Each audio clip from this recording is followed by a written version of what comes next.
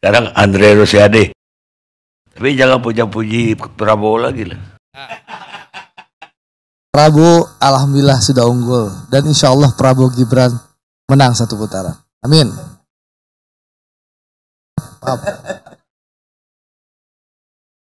Pak Karni, terima kasih atas waktu dan kesempatan. Assalamualaikum warahmatullahi wabarakatuh. Saya menarik ya, hari ini Om Panda tanggal 29 November ya, hari ini nih, besok siaran kita akan keluar nih. Ini Mahkamah Konstitusi melalui keputusan 141 menolak gugatan judicial review atas putusan MK 90 terkait usia capres dan cawapres. Dengan ditolaknya permohonan tersebut, maka ya tentu pencalonan Mas Gibran telah utuh mendapat legitimasi publik pasca berbagai isu miring yang terjadi yang disampaikan oleh Om Panda tadi, Opung Panda. Kenapa?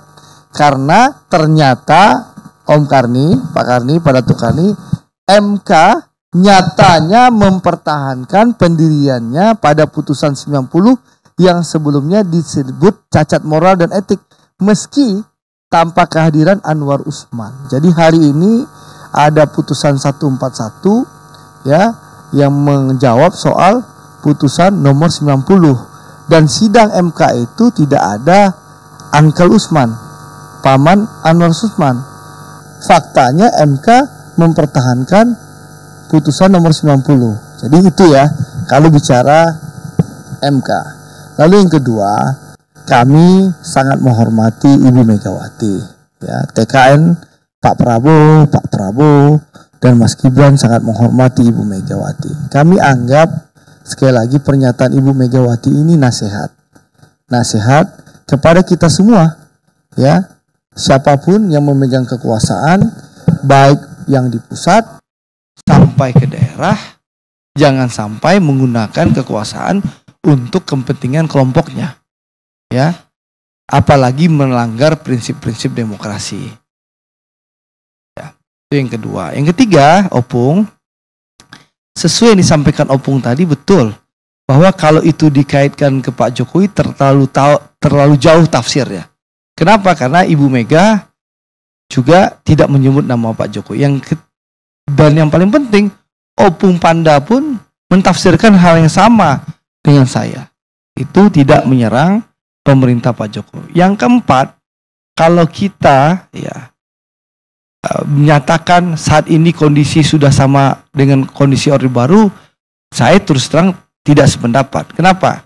Yang pertama, saat ini sudah terjadi reformasi kekuasaan. Kekuasaan tidak lagi sentralistik ya di satu orang atau satu kelompok saja. Bahkan masa jabatan pejabat publik itu sudah diatur secara jelas di undang-undang. Itu yang pertama. Yang kedua, ya, yang disebutkan Om Karni tadi, Pak Datuk Karni, sekarang itu ada kebebasan pers dan kebebasan berekspresi. Ya, media massa, pers begitu bebas mengkritik pemerintah. Bahkan di forum ILC ini kita sering kok ya melihat bagaimana pemerintah dikritik habis-habisan. Dan itu jelas menunjukkan bahwa sejak zaman era reformasi sampai ke sekarang ya, media bebas memberitakan apapun tanpa perlu ada tekanan dan intimidasi dari penguasa. Termasuk kebebasan berekspresi bagi masyarakat. Kita lihat di media sosial, begitu ramai mengkritik pemerintah, bahkan mohon maaf seperti pendukungnya Mas Ganjar, Denny Siregar, Eko Kuntadi, itu kadang kejamnya di media sosial, tapi kan aman-aman saja. Itu menunjukkan apa? Kebebasan pers dan kebebasan berekspresi itu dijamin oleh negara, yang berbeda dengan zaman Orde Baru. Yang ketiga, Opung, ya, soal pemilu, Opung. Sekarang pemilu tuh jurdil dan luber. Pengawasan pemilu, Pak Mardhani Alisera ini, Komisi 2, ada Komisi 2 yang mengawasi, ada KPU yang mengawasi, ada Bawaslu yang mengawasi, kepolisian, kejaksaan, sentra Gakumdu, gitu loh. Ya, bahkan seluruh partai-partai itu bebas menempatkan saksi-saksinya di TPS, saksi kecamatan, saksi kota kabupaten, saksi ke provinsi, gitu loh. Bahkan kita punya handphone, apapun bisa diviralkan zaman sekarang. Kalau ada kecurangan-kecurangan, makanya kayak ada video ASN di Boyolali, ya, yang diduga dimobilisasi untuk mendukung pasangan Ganjar itu kan terbongkar karena viralnya media sosial. Lalu misalnya contoh dugaan yang sudah diputus oleh Bawaslu, Bupati Majalengka, Ketua PDIP DPC Majalengka kan diputus oleh Bawaslu. Karena apa? Karena pengawasan media sosial. Gitu. Bahkan kita dipertontonkan juga, yaitu dugaan fakta integritas antara PJ Bupati Sorong dengan Kabinda Papua Barat. Jadi apapun bisa, ya, diawasi oleh masyarakat. Itulah kebebasan pers dan kebebasan berekspresi. Lalu juga bagaimana kita melihat sekarang kebebasan dari kelompok masyarakat sipil. Opung bayangkan, organisasi non pemerintah, LSM itu begitu berani sekarang mengkritik, mengawasi pemerintah tanpa perlu takut direpresi seperti zaman Orde Baru, gitu loh. Bahkan sekarang ada yang namanya otonomi daerah. Otonomi bagaimana kekuasaan didesentralisasi, kekuasaan didistribusikan dan sumber daya didistribusikan ke daerah. Lalu juga peradilan kita. Kalau zaman dulu mana mungkin menteri-menteri disidang, diputus korupsi. Zaman sekarang bagaimana sistem peradilan kita begitu independen, bagaimana kasus-kasus korupsi yang melanda petinggi-petinggi negara bisa dihukum, ya, meskipun dekat dengan pemerintah, gitu loh. Lalu juga kita lihat kebebasan masyarakat untuk berpolitik, orang bebas berkumpul, bersarikat, bahkan mendirikan partai politik. Siapapun bebas, partai politik begitu banyak untuk bisa dimunculkan. Terakhir, sekarang itu hak azazi dijaga betul. Tidak mungkin pemerintah gampang mengintimidasi orang, menekan-nekan orang kalau dasar hukumnya tidak jelas. Inilah menjadi framework dari pemerintah Pak Jokowi sekarang. Jadi saya terus terang tidak sepakat kalau seakan-akan pemerintah saat ini, ya, dipersepsikan seperti Orde Baru. Dan kita juga jangan lupa Om Karni, Bu Mega ini dia sosok yang luar biasa Om Karni. Sosok yang luar biasa, ya, dan berkuasa. Kenapa saya bilang Ibu Mega ini sosok yang luar biasa dan berkuasa? Beliau mantan presiden kelima, bagaimana beliau ketua umum partai pemenang pemilu, ya. Begitu banyak petugas partai, kader-kader PDI Perjuangan itu menempati posisi strategis di negara kita, ya. Mulai ketua DPR Mbak Puan, anak kandungnya Bu Mega. Ya, kita lihat bagaimana di penegakan hukum. Menteri Hukum dan HAM itu kader PDI Perjuangan. Ketua Komisi 3 di DPR RI itu kader PDI Perjuangan. Tadi yang disampaikan Nusron, kalau ada dugaan mobilisasi ASN, mana mungkin bisa dilakukan? Nah, karena Menteri Menpan RB itu kader PDI Perjuangan. Bahkan kalau ada tuduhan misalnya ada mobilisasi tenaga kesejahteraan atau tenaga pendamping PKH. Pendamping PKH itu Menteri Sosial itu Bu Tri Rismayani itu kader PDI Perjuangan. Atau misalnya tenaga pendamping desa, ini desa, kepala desa ditekan karena ada mobilisasi tenaga pendamping desa. Orang menteri desanya mendukung pasangan Amin, kakaknya Caimin. Itu ini mari kita jujur, jangan kita seakan-akan membangun stigmatisasi, ya, membangun narasi demi kepentingan elektoral, ya. Baik. Tapi sekali lagi Pak Karni, apapun masukan Ibu Mega tentu kita hormati dan kami percaya ini nasihat bagi kita semua, ya, termasuk bagi teman-teman PDI Perjuangan yang dari pusat sampai ke daerah. Kalau kita memegang kekuasaan, jangan sampai kita semua ini seluruh partai menggunakan untuk kepentingan kelompok kita. Baik. Apalagi melanggar prinsip-prinsip demokrasi. Baik. Begitu Pak Tuo Datuk Karni kami. Terima kasih. Wassalamualaikum warahmatullahi wabarakatuh. Ternyata di mata Andre Rosiade wajah rejim sekarang ini mulus banget. Pak Datuk, mungkin banyak kekurangan tentu iya. Tidak ada yang sempurna itu milik Allah Subhanahu wa taala Pak Karni, gitu loh. Tapi saya tidak sepakat kalau rezim Pak Jokowi ini dianggap atau dipersepsikan sama dengan rezim Orde Baru. Itu yang saya gitu. mau bahas Itu tadi. narasi sesat dan menyesatkan gitu loh. Jadi Bu Mega menyesatkan. Tapi kan tadi saya sudah bilang, Pak Karni salah tafsir. Bu Mega tidak pernah menyebut nama Pak Jokowi. Apa Gitu itu loh. bukan berarti Jokowi. Karena memang nggak ada Ya, Bu Mega. Saya berkuasa sekarang. Ini tangan kanan Bu Mega. Om Panda Namaban saja bilang itu bukan maksudnya ke pemerintah Pak Jokowi. Ini siapa lagi yang kita percaya? Kalau bukan Opung Panda ini, tangan kanan Bu Mega ini. Ada Pak. Penterjemah Ada Pak hati dan Andreas. pikiran Bu Mega, Opung Panda ini. Opung nggak penterjemah hati Bu Mega. Ada jawaban untuk dia. Dramatisasi tadi itu. Berapa? Coba Jadi- Opung, jadi- apa yang jadi- drama Opung? Coba jelaskan dikit Opung. Terlampau jauh apa yang dimaksud Mega dengan Orde Baru itu tidak seperti cerita panjang itu gitu loh. Simple aja. Satu. Kemudian soal MK. Dengan apa yang keputusan itu nggak ada kaitannya. Ketuanya dicopot karena melanggar etik. Sudah. Karena melanggar etik berat sudah. Apalagi mau dipoles-poles di situ. Itu loh. Itu aja yang mau saya apakan. Untuk Opung menyatakan Pak Jokowi pemerintah Orde Baru atau enggak Opung? apanya? Apakah Opung menganggap Pak Jokowi ini Nggak sah? ada. Oh nggak ada. Loh, Udah. saya, Tadi udah jelas. saya yang membantu Jokowi kok ngapain? Saya kan tahu betul. Iya kan? Udah jelas Om Loh. Karni jawabannya udah jelas. Ya jelas. Yang nggak jelas bagi saya. Sekarang Profesor Rocky Gerung. Makin susah diundang sekarang. Oke.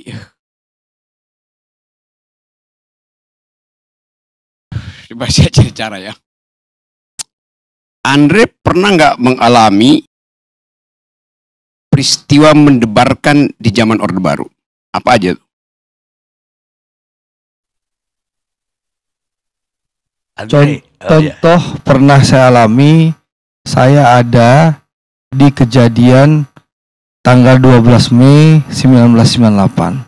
Kami, saya dan ribuan teman-teman mahasiswa Trisakti waktu itu dikejar, ditembaki sampai ke kampus, ya, sampai di dalam kampus pun kami masih dihujani tembakan 2 jam, sehingga ada puluhan yang luka dan 4 saudara kami meninggal dunia menjadi pahlawan reformasi. Itu salah satu yang saya alami Bang. Makanya waktu itu Bang Panda, Opung Panda itu pernah menjadi ketua pansus Trisakti Semanggi 1 dan Semanggi 2. Termasuk kejadian Semanggi 1, saya juga hadir waktu itu kita berdemonstrasi dari lapangan Tugu Proklamasi jalan kaki, dan kita mengalami bentrok dengan aparat waktu itu. Jadi ada Bang, kita alami. Tapi kalau Semanggi 1 itu sudah bukan Orde Baru lagi. Waktu itu presiden sudah berganti. Seperti itu Bang Rocky. Oke. Jadi orang itu dia ingat apa yang dia alami secara real. Oke.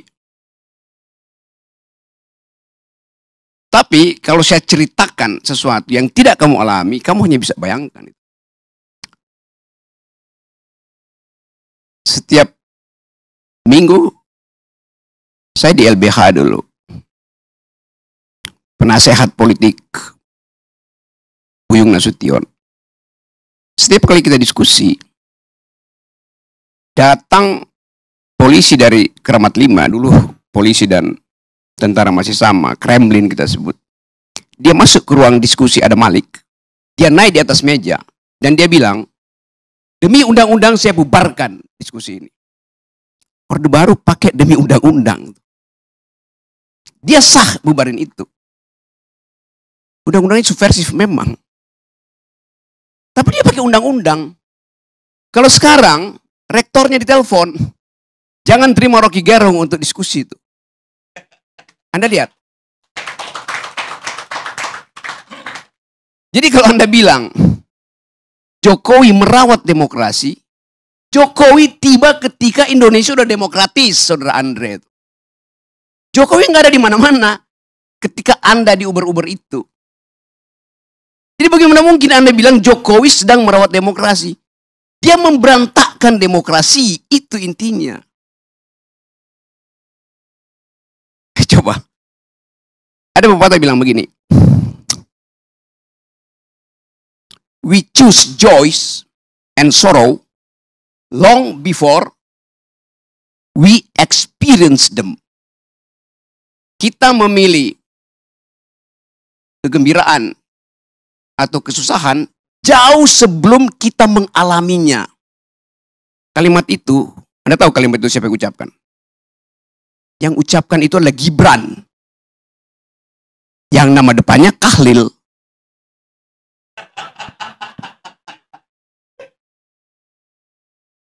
Jadi bagi Kahlil Gibran, pikiran itu udah memilih lebih dahulu sebelum dia mengalaminya. Jokowi di pikirannya sudah memilih jadi otoriter sebelum dia mengalaminya. Sebelum dia menjalankannya. Itu yang namanya authoritarian personality. Ide untuk memperpanjang masa jabatan itu adalah authoritarian personality. Ide untuk menambah masa jabatan itu adalah ide authoritarian personality. Ide untuk menjadikan Gibran calon wakil presiden itu adalah authoritarian personality. Dia udah memilih sebelum dia lakukan bahkan. Begitu cara melihat otoritarianisme, saudara Andre. Jadi, kalau Anda sebut-sebut dari awal bahwa ya ini ya Jokowi ya demokratis. Lo otaknya itu dari awal otoritarian. Itu dasarnya. Hitler menyembunyikan kebengisannya sebelum jadi pemimpin. Hitler dipilih secara demokratis. Itu pentingnya belajar sejarah, saudara Andre itu.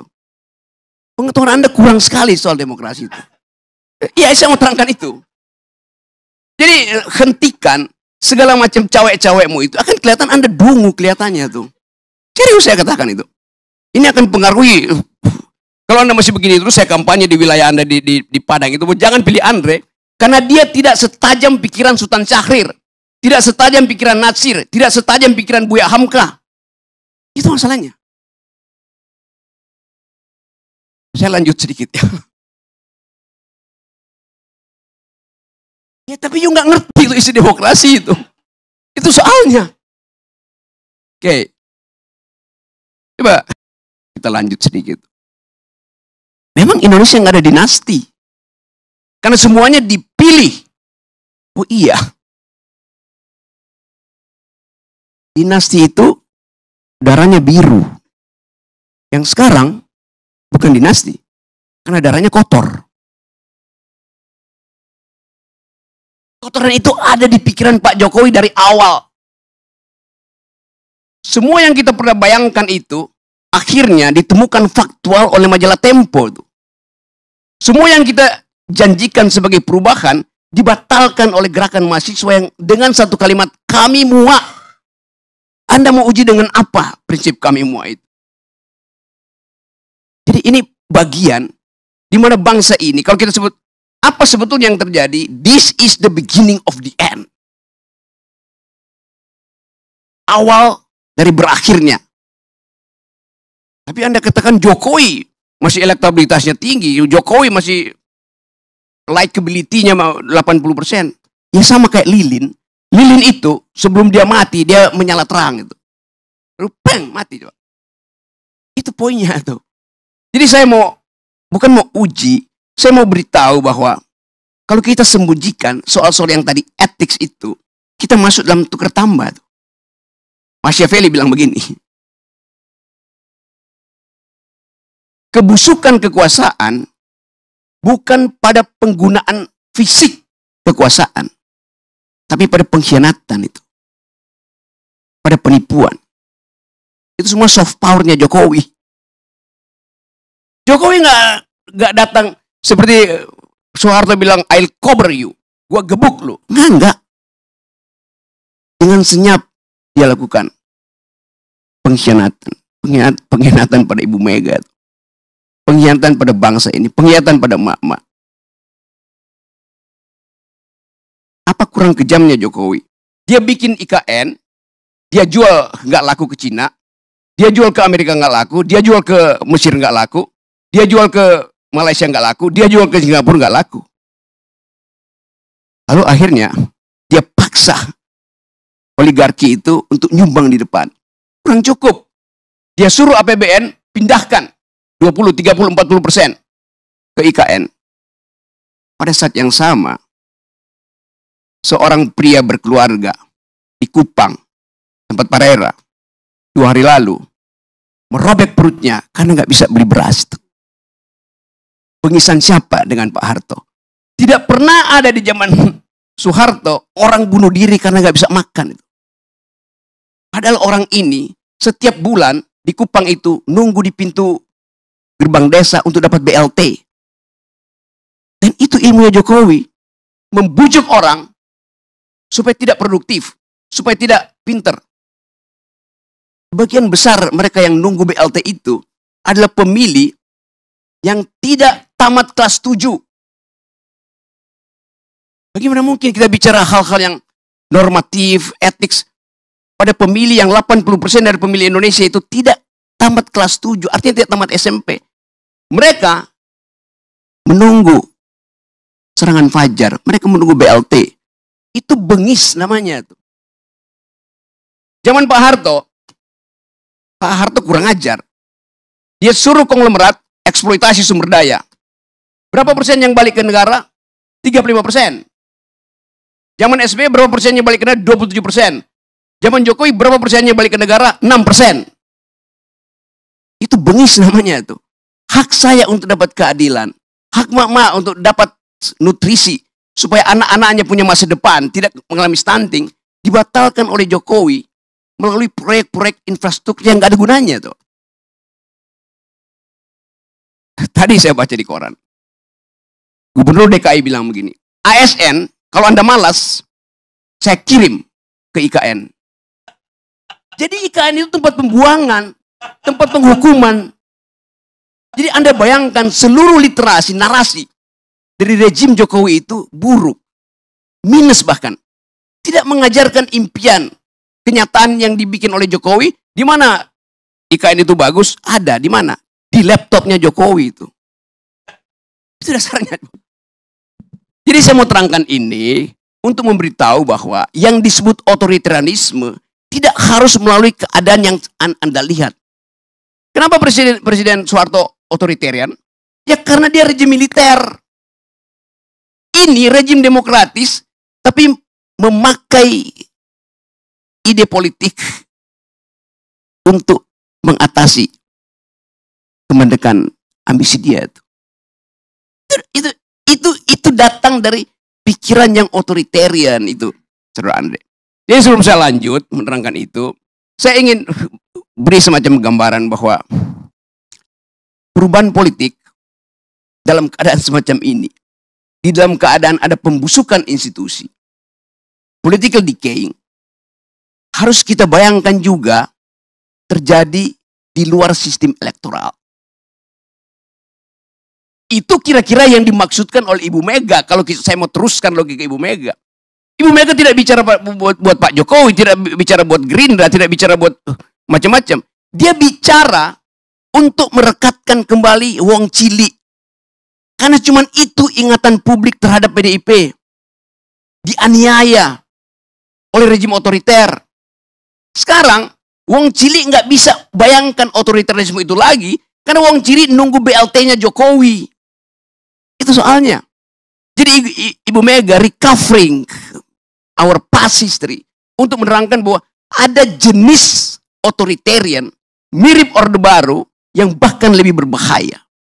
Karena dia menyelundup secara hegemoni, secara sublim ke dalam benak rakyat Indonesia, benak wong cilik yang ditipu selama 9 tahun. Bukan cuma wong cilik yang ditipu, kelas menengah juga ditipu. Dan kelas menengah akhirnya menangis di depan TV. Karena sadarnya telat. Saya mau terangkan ini bukan dalam upaya untuk mengadu domba Orde Baru Orde Lama, tetapi supaya kita paham bahwa kemampuan kita secara intelektual dibatalkan oleh Jokowi sehingga bahkan untuk mengerti demokrasi, dari orang semacam Andre, gagal dia pahami itu. Sekali lagi, saya nggak ada problem dengan Anda. Saya punya problem dengan cara membaca sejarah. Terima kasih. Bang Ardi, boleh saya tanggapi 30 detik aja. Baik. Saya memang, Bang Rocky, ya, tidak setajam Muhammad Nasir, Muhammad Yamin, Buya Hamka yang abang sebutkan tokoh-tokoh besar Sumatera Barat. Betul. Tapi bang, saya pertanggungjawabkan jabatan saya sebagai anggota DPR. Nggak bisa begitu. Sebentar bang. Standar kita adalah Nasir, Hatta, Syahrir. Kalau Anda di bawah Sebentar, itu, Bang. Anda pergi dari Sebentar. demokrasi itu. Satu hal yang saya pertanggungjawabkan. Apa yang Anda pertanggungjawabkan? Sebentar, Kalau Bang. Anda udah dibilang, Abang bicara, saya Anda nggak bilang bantah. Anda di bawah standar pendiri republik. Ya. Ngapain Anda ada di sini coba? Sebentar. Tapi satu hal yang bisa saya pertanggungjawabkan dunia akhirat, Pak. Ini bukan soal dunia Sebentar. akhirat, ini soal Nah, ide ini republik, ide demokrasi. Abang maunya didengar saja. Tidak, Tapi tidak Anda mau sendiri mendengar. udah mengaku Anda di Sebentar. bawah standar. Ngapain Anda bicara Sebentar. lagi? Saya nggak dengar orang di bawah standar. Saya ingin menyampaikan, ini hak saya bicara. Tolong hormati dong perbedaan pendapat. Bukan Anda Nah, dari saya tadi. ingin sampaikan satu hal. Apa yang Anda mau Saya sampaikan? pertanggungjawabkan jabatan saya, kinerja saya boleh diadu sama anggota DPR dari seluruh Sumatera Barat. Kinerja saya baik di DPR maupun Itu- membangun itu kampung saya di hubungannya Sumatera apa? Barat. Anda Ya, mesti sebentar. gini. Ya, kan Cara tadi dibilang dungu. Saya akan berkampanye di Sumatera Barat. Silahkan abang berkampanye di Sumatera. Saya Bre. bertanggung jawab sebentar, Ini Bang. saya Ini terangkan cara demokrasi. begini. Kagak, yang lain gak usah Belajar dulu. dong. Standar kita itu bukan anggota belajar DPR demokrasi. di Sumatera Barat. Standar kita adalah pemimpin-pemimpin republik yang datang dari Sumatera Barat. Itu standarmu. Masa Anda rendahkan standarmu sendiri? Ya, Astaga. Sebentar, Bang. Saya menghormati founding father saya. Ya, tentu. Founding fathersmu tidak mau dihormati oleh orang dungu. Ya, itu haknya abang bicara seperti itu. Tapi hak saya juga bicara. Saya bisa pertanggungjawabkan dunia akhirat kinerja saya membangun Sumatera Barat maupun kinerja saya Baik. di DPR bisa diadu oleh 13 anggota DPR RI yang lain asal Sumatera Barat. Baik. Saya siap diadu Baik. kinerjanya. Ini artinya dia mau apple to apple. Antara apel sehat, yaitu pendiri bangsa ini, dan apel busuk yang dia pegang sekarang. Baik. Ngelantur, ngebacot. Tapi faktanya kerja-kerja saya jauh bermanfaat untuk kepentingan bangsa dan negara. Dan saya menyelamatkan ratusan triliun aset negara. Pemirsa, kita tidak bisa melupakan sejarah. Karena pemerintah yang terbaik sekalipun, kalau terlalu lama berkuasa, dia akan berubah jadi tirani. Thomas Jefferson, presiden ketiga Amerika. Kita ketemu LC yang akan datang.